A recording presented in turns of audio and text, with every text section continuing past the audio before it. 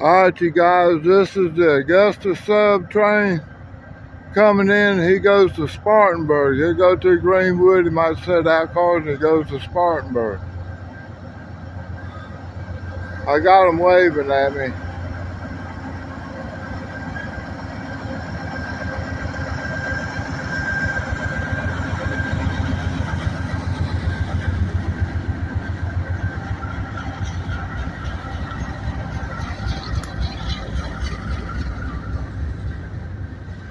He's pulling a big hill right now, but I assume he's pulling out the switch track.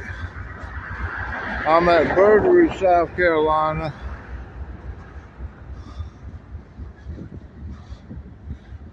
And this stuff's probably going to go up to Spartanburg. Let me get back over here and get the glare off the lens.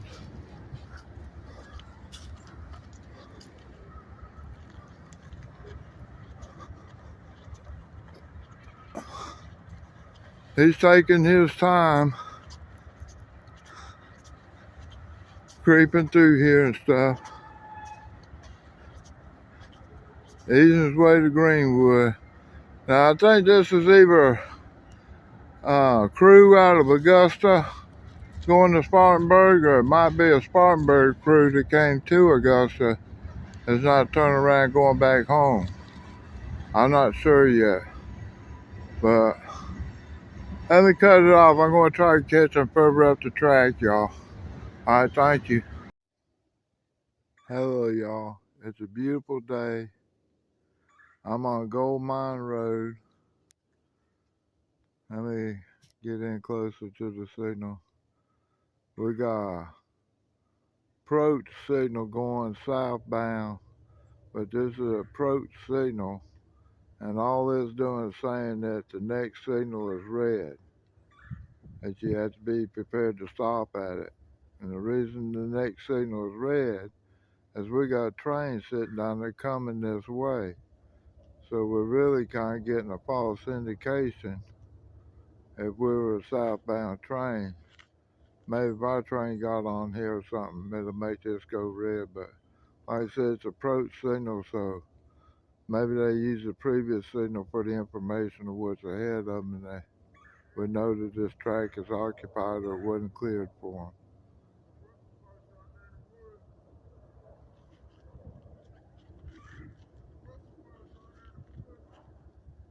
Oh, my cousin's pointing out a whistle post over in the woods.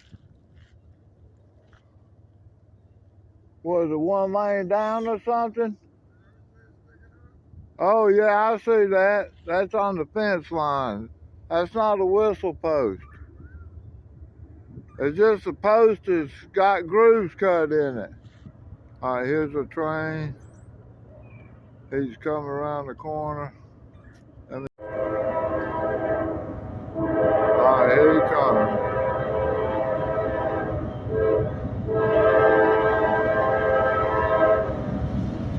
Manifest train out of Augusta.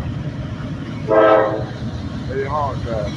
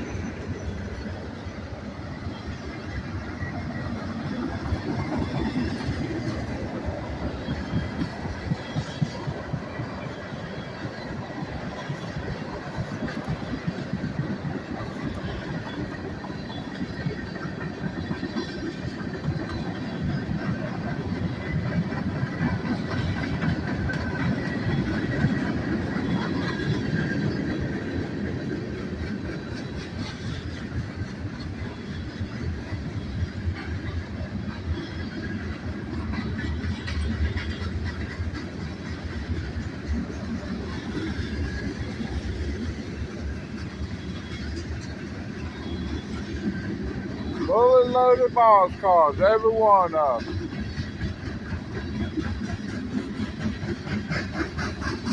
Yep, every one of them. Core cars, box cars, anti-gondola, loaded tank, one look kind of empty. These are all loaded too. You can tell by the spring compressor. These are empty. Or they're lightweight cars. Those are full. Got a cat hanging down.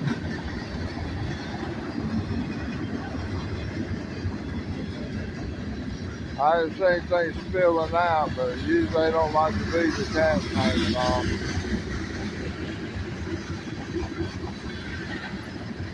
These are all loaded cars. 1307, I don't know what that is. 2790. These are loaded. VTU, ES40 DC, 5231.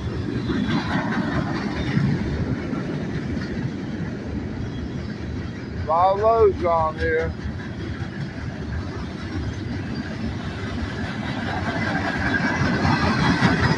Those larger things, they're all empty. Got flat spot on the wheel.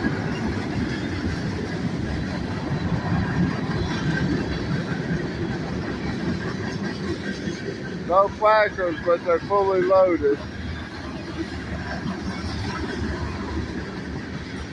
Got 1987 on that one.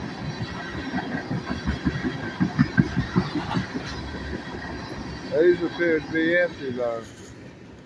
Still got an approach signal down there. Like I said, it runs off the signal ahead, which is red, because it hadn't been cleared for them or nothing like that. So if that signal up ahead turned green, then he would show a green up here. If it, you got a switch not lined right, then it's going to show approach because you're going to stop at the next signal. And I don't know why this is. You'd think the switch would have been lined, but I don't know. There's something about it. I'll figure it out one day. I hear chickens around here. Got my cousin.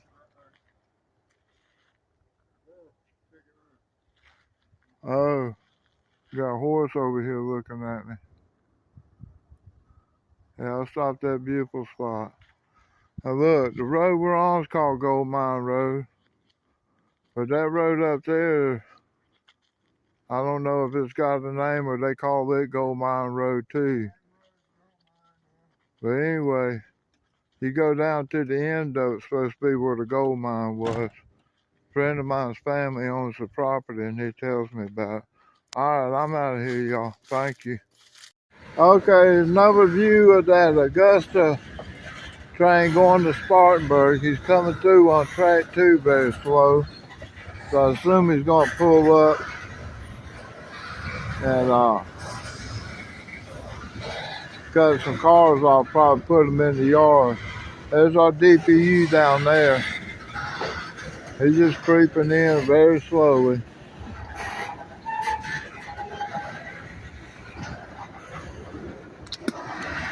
I'll say he's got a load on that one, 1307. That one don't look too compressed. He's on main line number 2 coming in, which would have lined up with his track coming out of Augusta. He would come straight through Salac on number 2. You know, they wouldn't have. That's the track that Maxwell side, and the track that's over there on the other side comes off on another switch off of number 2. Alright, I guess he's pulled down. He's going to do some switching. We won't be able to see it, so I'll just cut it off. This will be part of the bigger video.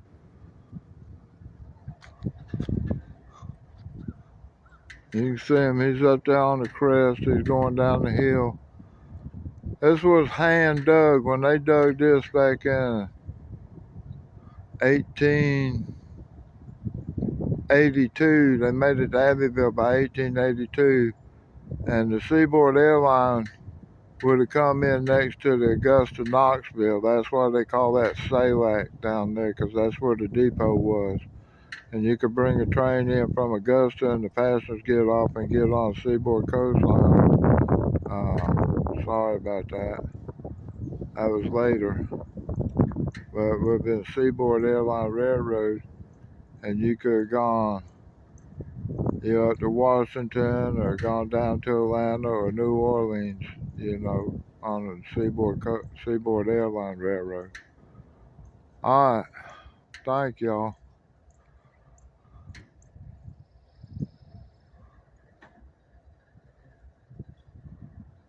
A little bit of artwork there.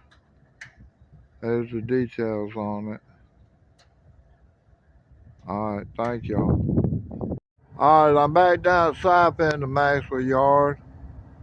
Sounds like I hear a locomotive moving, but I don't see one moving. We got the same dull excitement on this end as we had on the other end. Bunch of locomotives and trains, but nobody's moving anywhere.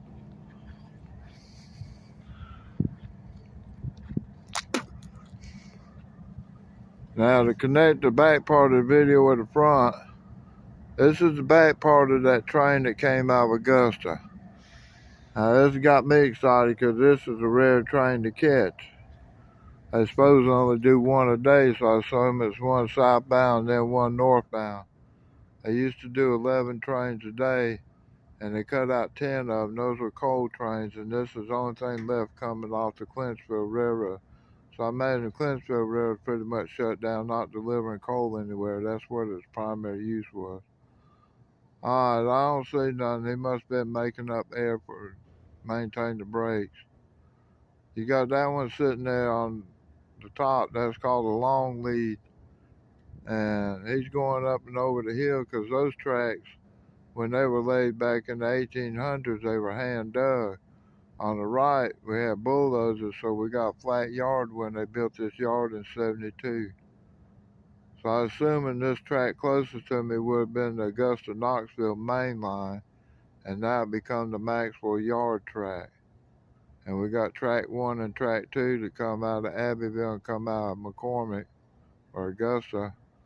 And they join together and go into one track, and when we get on the other side of Greenwood, Spartanburg sub trains will split and go to the left and go up Spartanburg sub, and the rest of them will go up through Hamlet or go straight ahead and go to Hamlet, North Carolina, which is where these trains terminate at, or our crews do anyway. Of course, as they go straight on the Maxwell sub, eventually cross over and join up on the C&L sub, Columbia, Newberry, and Lawrence. And that track goes to Columbia, and it comes off of Lawrence, which is actually over on the Spartanburg sub. So it goes from the Spartanburg sub, crosses over the Monroe sub, or joins in with it, and then splits off with it further down. Monroe sub will go on north up to Monroe and then to Hamlet. All right, I think I've talked enough. Thank y'all.